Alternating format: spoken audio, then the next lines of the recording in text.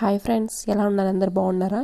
ఇవాళ dry fruits laddu ఎలా చేయాలో చూద్దాం. సింపుల్గా, ఇది పిల్లలు కూడా హెల్దీ ఫుడ్, పెద్దవాళ్ళకైనా.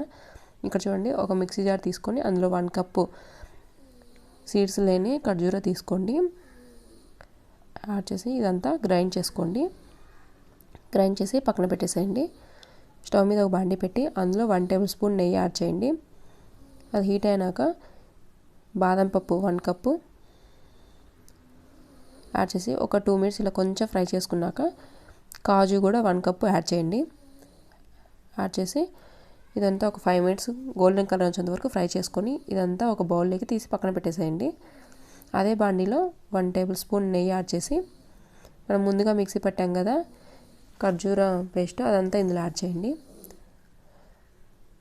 ఇదంతా లో ఫ్లేమ్లో పెట్టి చేసుకోండి. యాడ్ చేసి ఇది కూడా కొంచెం ఒక 10 మినిట్స్ ఇలా ఫ్రై చేసుకుంటూ ఉండాలి. చూడండి, ప్యాన్ కంటుకోకుండా వస్తుంది కదా. ఇప్పుడు మనం ముందుగా డ్రై ఫ్రూట్స్ ఫ్రై చేసాం కదా, అవన్నీ సన్నగా కట్ చేసి పెట్టాను, అవన్నీ ఇందులో యాడ్ చేయండి. యాడ్ చేసి ఇదంతా బాగా మిక్స్ చేయండి. ఇప్పుడు స్టవ్ ఆఫ్ చేసేసి కొంచెం గోరువెచ్చగా ఉన్నప్పుడే మనం లడ్డూలు ఎలా చుట్టుకుంటామో అలా చుట్టేసుకోండి. చూడండి, ఇది పిల్లలకైనా పెద్దవాళ్ళకైనా హెల్దీ లడ్డు. రోజుకు ఒకటి తిన్నా హెల్దీ ఫుడ్డే.